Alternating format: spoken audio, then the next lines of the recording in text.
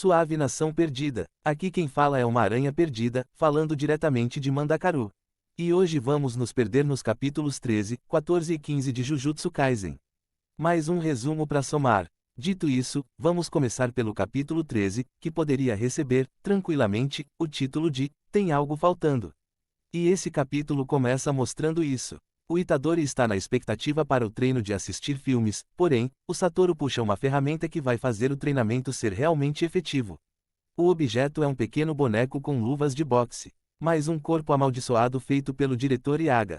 Esse boneco é um rolê muito interessante. Isso é uma tecnologia feita para facilitar um processo usando os meios de um feiticeiro. O que é interessante é que tecnologia é sempre associada a temas futuristas, enquanto o tema de magia é sempre associado a coisas antigas e atrasadas. E é por isso que você vai ver o pessoal usando espadas e arco com flechas e jamais fuzis automáticos. Então o boneco, funcionando como um robô, configurado para exercer uma função, é bem legal. Porém, isso aí destaca a ausência de um certo conflito. Todo mundo que lê Jujutsu Kaisen vai aprender que feiticeiros e feiticeiras são pessoas raras, principalmente se falamos de pessoas que nascem sem feitiços. São as mais raras, mas acontece. E fomos apresentados ao problema que essa escassez causa no capítulo 6. Lá, temos o Ijishi explicando que a falta de mão de obra obriga xamãs de nível baixo a pegarem missões de nível mais alto. O que deveria levar a uma chuva de mortes. E estamos falando sobre algo extremamente problemático. Num mundo onde temos 10.000 feiticeiros, perder 1.000 não é um problema. Agora, num mundo em que temos 90, a perda de 10 é. Principalmente quando desses 90, 30 nem trabalham em campo, ficando na segurança dos seus ar-condicionados. Ou seja, deveria existir um conflito, uma revolta pelo descaso com que o alto escalão trata os xamãs de baixo nível, principalmente quando temos personagens como Megumi e Yaga. Tem outro personagem que vai ser apresentado em breve, para mim, ele é o melhor dos três, porém, não vou falar dele agora. Dito isso, entre o Yaga e o Megumi, o Yaga é melhor, já que a perda de um boneco não tem influência negativa. O Megumi tem o risco de perder os Shikigamis, então, apesar de ser útil na hora de investigar lugares assombrados, ele não é o mais adequado. Já o Yaga, apesar de ter a desvantagem, imagino que ele não consegue ver e nem ouvir pelos bonecos. Porém, ainda são muito úteis para investigar um local onde tem um espírito e testar a força desse espírito, evitando perder feiticeiros de forma gratuita. Os bonecos também podem ser usados para fazer a segurança de agentes como o Ijishi, para fazer a segurança da escola e até para treinamento. Não só como o Itadori está usando, mas também para combate direto. Porém, não temos nada disso. Na verdade, não temos nenhuma real consequência negativa pela falta de mão de obra. A situação do Itadori nem foi uma situação normal, na verdade, foi uma armadilha. Também não tem ninguém achando essa forma de lidar com as coisas ruim. Se pensar bem, a única pessoa infeliz com o alto escalão é o Satoru, e no caso do Itadori, eles têm razão. O Itadori pode ter 15 anos, mas ele é uma bomba relógio que pode obliterar metade de uma cidade em segundos. Então assim, me desculpa, mas os velhos têm razão, o Itadori é um perigo. Além de ser burro igual a uma porta. Enfim, para mim, falta um pouco de conteúdo em relação à falta de mão de obra e as consequências de ter pessoas sendo enviadas para lidar com problemas, muitas vezes, impossíveis de resolver. Então temos Yaga, capaz de produzir bonecos infinitamente, e isso não rende nada. Um desperdício de uma subtrama e personagem. Curiosamente, todos os personagens com poderes parecidos foram desperdiçados na obra. E bom, para não ficar só nisso, vamos ao treino. O Itadori precisa manter um fluxo de energia para o boneco, o mantendo dormindo. Quando o fluxo é cortado, o boneco acorda e tenta bater nele. E o treino é isso. O boneco vai lentamente exigir cada vez mais energia para continuar dormindo e o Itadori só precisa acompanhar isso. E antes de passar para o próximo ponto, fica a minha dúvida, se ele pode colocar sua energia no boneco, ele não poderia lançá-la também. Me parece um salto lógico. Mas bem, o capítulo segue indo para a sessão de treino do Megumi com o grupo da Maki. Curiosamente, ninguém está treinando. Mas, o assunto é interessante. O trio está convencendo o Megumi a usar armas, porém, para ativar o seu feitiço, ele precisa ter as mãos livres, então carregar uma arma pode ser um problema. No entanto, o Megumi gostou da ideia e não desiste dela. Ele pergunta para Maki como ela faz para carregar mais de uma arma por aí. E a resposta é um pouco frustrante, já que o panda é o seu burrinho de carga. Porém, a dupla fala sobre espíritos capazes de conter objetos em seus corpos. Os famosos itens espaciais de histórias de cultivo ou bolsas e maletas de fundo quase infinito dos jogos. Dito isso, espíritos capazes de engolir objetos são bem raros, se pá que só vi, talvez, 2 em toda essa história. Mesmo assim, o Panda e a Maki sabem que existem, mas não sabem nada sobre pactos. Verdadeiramente incrível. E já que falei de algo incrível, temos o auge agora. Peço até desculpas aos fãs de Megumin, sei que são muitos. Porém, essa cena é triste. O Megumi, beirando os 16 anos, e há pelo menos uns 8 anos que ele tem esse feitiço das 10 sombras. No entanto, ele precisou que o Sukuna chegasse e dissesse: ó, arrepiado, tu não acha que está sendo meio burro não? Tipo assim, tu usa sombras para criar Shikigamis, né? Só depois disso que o animal tem o pensamento: será que minha mão entra na minha sombra? Será, rapaz? Isso é putaria. Esse pensamento estava em mim nos meus 10 anos, e eu nem nasci com poderes mágicos. Dito isso, está explicado aqui, no capítulo 13 de Jujutsu Kaisen, que na porrada, ninguém vence o Sukuna. Isso foi estabelecido aqui, porque o fator mais necessário para alguém se tornar poderoso, nessa obra, é a criatividade. Não adianta ter feitiço quebrado ou produzir um volume oceânico de energia se você não tem criatividade. O Sukuna só precisou de alguns minutos e já montou todo um plano baseado no feitiço do Megumi. Enquanto isso, o Megumi levou anos e um conselho para pensar em colocar a mão na sua própria sombra. Ou seja, o Sukuna, no momento em que entende a base do seu feitiço, acabou. Em segundos, ele vai pensar nas melhores maneiras de usar e, por consequência, também vai saber as fraquezas. E é isso, Gege, de forma sagaz, jogou na cara de todo mundo que, quando o assunto é porradaria, sempre aposte no Sukuna. Dito isso, gostaria de abrir um questionamento, porém, só fará sentido para quem já viu o arco de Shibuya, mas especificamente, o diálogo entre o Megumi e Satoru. E o meu questionamento é: o Satoru não deveria ter algum livro, ou algo parecido, sobre a técnica das 10 sombras? Não um manual, mas algo que pontuasse os pontos fortes da técnica, algo que seria útil se a necessidade de enfrentar alguém com esse poder viesse a surgir, saca? O Satoru é arrogante, então, imagino que ele não iria ter interesse nisso, mas algo assim seria extremamente útil para o Megumi. Enfim, voltarei com isso no futuro, quando a cena em questão aparecer. Bem, a parte do Megumi termina assim, mostrando que o Megumi aprendeu algo novo, só levou uns 8 anos. E voltamos para o Itadori, que já está treinando, numa tentativa de mostrar que o treino não vai ser fácil. Porém, a parte mais interessante é a próxima cena. Enquanto o Itadori e o Megumi treinam e evoluem, temos a Nobara, numa cena idiota. É pra fazer graça, porém, é meio triste. Ela está procurando uma loja, mas ela tem celular, é só pesquisar, não tem por que gritar como uma maluca na rua. Inclusive, tem uma nota de rodapé explicando que a Nobara está sendo uma verdadeira caipira. Na verdade, ela só está sendo burra mesmo. E, pra mim, o capítulo segue irritante ao trazer o Satoru questionando se o Sukuna pediu alguma coisa para trazer o Itadori de volta à vida. Obviamente, o Itadori não lembra. Dessa vez ele não lembra por causa do pacto, nas outras vezes era só conveniência de roteiro merda. Mas, graças aos deuses, isso é rápido e não estou a fim de me esticar nisso. Então vamos para a reta final. O ápice da falta. Senti que faltou alguma coisa antes do Satoru pedir para o Ijishi parar o carro. Por outro lado, a entrada do Jugou foi linda. A cena com a lua de fundo e o pouso do espírito é muito empolgante. E o Jugou chega mostrando que não veio pra conversa e já larga uma espinha numa parede e cospe lava na cara do Satoru. Maluco já chegou mostrando que é diferenciado. Entretanto, chegamos ao ponto que sempre falta. Pra mim, falta um pouco de repercussão, no mínimo, mostrar o porquê não está tendo repercussão já seria perfeito. Porque, do dia pra noite, parte da estrada afundou como se uma pedra ou algo pesado tivesse caído ali. Também temos parte da estrada e de um bom pedaço de mata, que sofreu uma destruição absurda, como se um rio de lava tivesse passado. Porém, essa destruição só existe em um único ponto e, achando pouco, na parte da estrada derretida, tem um único ponto onde o asfalto está perfeito. E a luta nem começou ainda, isso é só um olá do Jugou. E assim, vamos fingir que a luta acabou aqui, como explica essa destruição que surgiu da noite para o dia? Como isso não repercute dentro da história? E aí, seria muito simples de resolver. Bastava mostrar que existe um grupo responsável pela recuperação dos campos de batalha entre feiticeiras e espíritos. Porém, não tem nada do gênero. O que temos são incidentes em que pessoas e regiões são destruídas e isso não tem impacto nenhum. É só perfumaria, sendo que situações como uma estrada simplesmente amanhecer com um trecho derretido, ou um incidente onde meia dúzia de pessoas pegaram fogo, precisam ser abafadas, mas nem sempre podem ser.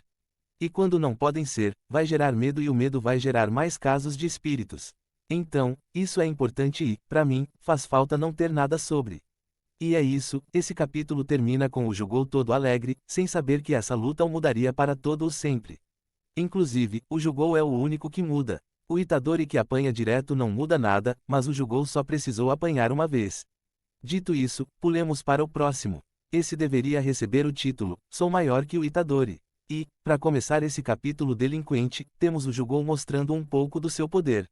Uma bola salta pelo seu vulcão do topo da cabeça, essa bola, entre aspas, vai se multiplicar e virar vários insetos bem monstruosos. O que automaticamente me deixou curioso sobre o feitiço do Jugou. Eu cheguei à conclusão de que o seu feitiço dá acesso a um vulcão e a escala desse vulcão é controlada pelo espírito. Além disso, o Jugou pode usar tudo que exista num vulcão, ou deveria.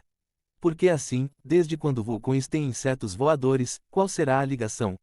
Será que é uma lenda sobre os vulcões? De repente, esses insetos são inspirados em pequenas pedras jogadas por uma erupção. Tava tentando entender de onde vinha isso, mas agora, está fazendo bastante sentido. Uma pequena pedra cuspida por um vulcão deve viajar rápido, ser extremamente perfurante, o voo deve causar um barulho e, obviamente, deve causar uma explosão no impacto. Entrei pensando, de onde isso vem? E tô saindo pensando, genial. Gegê quando quer, consegue. Bom, a batalha começa com o Jugou jogando esses insetos no Satoru e, após a explosão deles, o Satoru tem uma frase que só posso acreditar que é um erro. Essa versão que leio é bem complicada, já mostro o quanto, porém, quando o Satoru diz que, ao usar som e explosão, o Jugou foi bem inteligente, já está dando dicas. Esses insetos não foram criados pelo Jugou, é algo permitido pelo feitiço e existe sem a interferência do espírito, pelo menos, é assim que imagino. Mas enfim, não quero discutir isso. Quero puxar uma dúvida minha. Um fator bem importante na definição de um nível especial está na sua capacidade de produzir níveis oceânicos de energia. Aí fiquei pensando, será que isso é um fator inato, ou seja, você já nasce com essa capacidade, ou é algo que pode ser melhorado com o tempo? Apesar da dúvida, também imagino a resposta. Provavelmente, o personagem já nasce assim. A maioria das histórias é assim, o personagem não usa sua capacidade total, ou por conveniência, ou por não ter noção de como fazer. Ou seja, mais uma coisa para a lista do que você precisa nascer para ter. Criatividade, um volume gigante de energia, um feitiço minimamente quebrado e um autor para escrever que você vai sobreviver, não importa o problema. Bem, voltando para a luta, temos uma cena curiosa. Depois que o Satoru estranhamente foge do ataque do Jugou. E isso é bem estranho, justamente porque ele não precisava fugir. Porém, ele foge. Nesse momento, o Jugou demonstrou bastante velocidade, ele consegue alcançar o Satoru bem rápido no topo do paredão da estrada. Fora isso, o Jugou ataca duas vezes, primeiro ele incendeia a cabeça do Satoru, e depois toca na altura da costela e lança um jato de lava no platinado. Na animação, esse golpe é bem foda, se não me engano, é um jato roxo. Nem sei se é possível ter lava roxa, mas ficou bem foda. E, mais uma vez, acontece algo curioso, já que, claramente, o Satoru é empurrado pelo golpe. Da mesma forma que fugir da explosão dos insetos não faz sentido, ele ser empurrado por esse golpe faz menos sentido ainda. Dito isso, seguimos com essa fraqueza de roteiro. Então temos ele, o velho Jugou, um espírito apresentado como alguém que despreza os humanos, alguém que acredita que as pessoas de carne e osso, povoando o planeta, não são seres humanos de verdade. São seres de mentira porque, na cabeça dele, passam a maior parte do tempo mentindo sobre as suas reais emoções. E as únicas emoções verdadeiras e que nunca mentem são as emoções de raiva, ódio e tudo que é de ruim nesse mundinho bom de acabar. Aí, a primeira coisa genial que esse espírito faz é entrar numa batalha sem saber nada sobre o seu adversário. Ele não sabe que o Satoru possui o feitiço infinito. Mas, até aí, ok. Sendo quem é, não perguntaria nada ao Geto, afinal, seres humanos não merecem essa confiança toda, né? No entanto, chegamos à luta e o Satoru revela o seu infinito. Um feitiço bem roubado e, o principal motivo dele não saber como usar pactos. De forma bem simples, o infinito é uma barreira, porém, ela não impede a passagem de ninguém. Pelo contrário, a passagem é livre, no entanto, esse processo é igual à justiça brasileira julgando um caso de um supermilionário. É muito lento para avançar, ao ponto de parecer que você está parado sem sair do lugar. E o efeito se mantém quando você deseja recuar. Agora pensa, imagina se o Satoru usa um pacto para anular essa habilidade e, em troca, o infinito vira uma barreira indestrutível. Para mim, é uma troca justa. Dito isso, e voltando para o ator principal aqui. Jugou não sabe o que é o infinito e o Satoru se oferece para mostrar. Bem no pique do Platão e a balinha. O Jugou olha para essa carinha de arrombado e pensa, nada de intenção assassina, então está de boa. Aí eu fico indignado. Ó seu merda, não era você que tava dizendo que as únicas emoções verdadeiras são as de ódio e o zaralho? Como que tu não desconfia de um ser humano? Humanos não são falsos, sempre mentindo? Desde quando tu passou a acreditar no que os humanos dizem assim? E nem vou discutir esse animal ter ido lutar sem saber nada sobre o Satoru. Não sabe sobre os feitiços, não sabe sobre o domínio, e muito menos se preparou para isso. Até porque, essa é uma daquelas lutas que você tem que perder, saca? E digo mais, o Jugou existe para você não odiar o Itadori. No final, o Itadori é um jovem burro. Existe uma chance dele melhorar com a idade. Já o Jugou não. O cara é a prova de que envelhecer nem sempre é positivo. No mínimo, o Jugou toma uma surra merecida para deixar de ser trouxa. Outra dica importante para a vida. Seja burro e a vida fará você pagar caro por isso. Inclusive, a frase do Jugou dizendo que não está entendendo é ótima, mas espero que seja um erro. Se bem que já aceitei. Esse animal foi lutar sem saber nada, então, deve estar correto. Porém, chegamos numa parte, essa, certamente não está correta. Aqui temos a apresentação do feitiço vermelho, uma anomalia que acontece quando o Satoru mistura energia negativa com o infinito. Um feitiço complexo, porém, de forma simples, o feitiço vermelho é basicamente uma bola de energia que empurra o alvo com extrema força e velocidade. Com isso dito, essa tradução é uma relíquia de um tempo perdido. E é isso, o Jugou segue tomando uma surra até que ele caiu em um lago. Nesse momento, o Satoru pensa em algo e sumiu. O Jugou ainda está vivo e querendo lutar, mas lembra da última coisa que o Geto lhe disse: você vai morrer. Aí, quero comentar isso. Esse tipo de cena é bem comum em Jujutsu Kaisen. Vira e mexe, somos apresentados a um flashback, às vezes curto, às vezes longo, que vem para explicar algo. Teve isso no incidente do reformatório, teve isso no capítulo 2 também. Aqui, achei nada a ver. Poderíamos ter o Geto dizendo isso no capítulo anterior, termina o capítulo 12 com o Geto dizendo: tem certeza? Você vai acabar morrendo. Faria mais sentido, até porque, nessa relação do Jugou e Geto, está faltando algo. O Jugou foi apresentado, quase como se fosse o espírito que mais odeia os humanos e, com sinceridade, isso não parece fazer parte dele. A forma como o Jugou aparece quando fala sobre humanos transmite um certo ódio e desprezo que só existe nessas 2 páginas do capítulo 10, você não vê isso em nenhum outro lugar. Na forma como ele interage com o Geto, isso já é claro, mas ao interagir com Satoru também é óbvio. Ele em momento algum parece se sentir superior, na verdade, quando ele acha que matou o Satoru, temos um pouco desse sentimento de superioridade. Porém, esse desprezo pelos seres humanos é bem contido. Vemos em 2 quadros de um capítulo de 18 páginas. Saca? É muito pouco. Inclusive, a apresentação dele acontecer durante um passeio no meio da rua, cercado por humanos, é incoerente. Se odeia humanos, não deveria andar entre humanos como se estivesse fazendo um passeio. Ou seja, ou isso é uma incoerência do personagem, ou ele só está mostrando que se tornou um falso humano.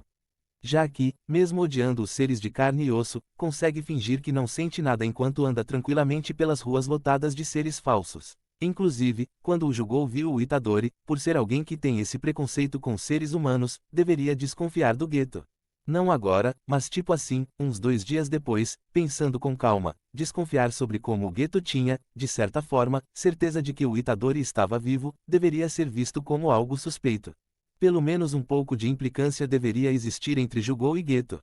Porém, existia um risco muito grande dos japoneses simpatizarem com os espíritos, então, por segurança, Gege pegou leve nesse suposto ar de superioridade dos espíritos. Mas enfim, o segundo round vai começar, então vamos para o último capítulo do dia. E esse poderia ser chamado de Zero Aprendizado. E esse capítulo retorna ao passado. Falei disso agora, a Gege adora mostrar algo e depois voltar no passado para explicar ou mostrar alguma coisa específica. Nesse caso, temos o Satoru voltando ao esconderijo do Itadori, onde o pivete está concentrado assistindo a um filme. De cara, você já vê que o negócio do refrigerante era só uma piada besta, ou o Itadori não sustenta as suas crenças. Dito isso, o pivete é o dono do mais novo recorde dos animes. Em menos de meia hora, o pivete já melhorou. A melhoria foi tanta que o Satoru decidiu apresentar algo novo para o garoto. E é por isso que estamos aqui. O Satoru quer mostrar uma batalha de alto nível para o juvenil que não sabe porra nenhuma sobre nada. Esse talento para não ser professor é muito aguçado no Satoru e vai aparecer de novo ainda nesse capítulo. Mas, antes disso, temos o Jugou vacilando muito. Ele vê o Itadori e quase começa a convencer o Satoru de que o campo de batalha é perigoso para o garoto. Foda, né? Desde quando um espírito passou a ser tão sensível. Agora dá pra entender o porquê o Jugou odeia e despreza os humanos quando é conveniente. Se ele aparece demonstrando seu ódio e desprezo, seria ainda mais estranho ele demonstrar preocupação pelo Itadori. Ou seja, o Jugou está sendo incoerente para o roteiro funcionar. E digo mais, não tem nem motivo para isso. O Satoru é incapaz de perceber a inconsistência na história do Sukuna, imagine perceber o cuidado do Jugou com o Itadori. Mas enfim, o Satoru, obviamente, não acha estranho nem nada e só provoca o Jugou que fica furioso com uma facilidade absurda. De início, achei estranho essa mudança de emoção tão rápida por causa de um comentário tão idiota. Porém, talvez faça algum sentido. Vulcões são imprevisíveis, então a mudança das emoções do Jugou parte dessa referência aos vulcões que podem entrar em erupção a qualquer momento. Além disso, uma coisa que queria entender o porquê de existir foi explicada agora. Esses tampões de ouvido, a única função deles é essa, é para criar essa cena com lava saltando da cabeça e ouvidos. Bem, enquanto o Jugou explode, expondo o seu poder, o Itadori fica em choque. Ele compara o Jugou com os espíritos que ele enfrentou, essa comparação é muito humilhante. O cara lembrou do espírito insignificante do capítulo 5. Qualquer coisa é mais forte que aquilo. E depois dessa humilhação, o Jugou expande o seu domínio. E, obviamente, seria o interior de um vulcão. E aí, muito curioso sobre os domínios, fui pesquisar um pouco e finalmente achei alguma coisa sobre. Estranhamente, é a primeira vez que acho isso. Mas enfim, achei uma explicação. Domínios são reinos mentais e esses reinos mentais são algo que todo ser possui. Feiticeiros, não feiticeiros e espíritos. Porém, feiticeiros e espíritos têm esses reinos mentais moldados pelos seus feitiços. Por isso, o domínio do Jugou é o interior de um vulcão. Dito isso, para que alguém consiga se conectar com esse reino, é necessário conectar 3 elementos: a alma, a mente e o corpo. Só então a pessoa pode dar o próximo passo, usando energia para criar um espaço isolado onde o reino mental pode ser exposto. E isso tem um grande custo de energia, tanto para formar o espaço isolado, quanto para expor o reino mental. E aí, o gatilho para que essa união aconteça é individual, porém, energia é um fator extremamente necessário. Ou seja, talvez, mesmo que consiga, por assim dizer, despertar um domínio, quem tem pouca energia não vai conseguir expandi-lo. Ou seja, já temos 3 limitadores para um domínio. Você precisa ter um feitiço, você precisa se conectar com o reino mental e você precisa de rios de energia. Dito isso, a dificuldade em ter um é justificável. Uma expansão de domínio é completamente quebrado. Além de prender o alvo, tornando a fuga impossível, um domínio completo garante um acerto garantido, ou seja, é como usar hack de mira.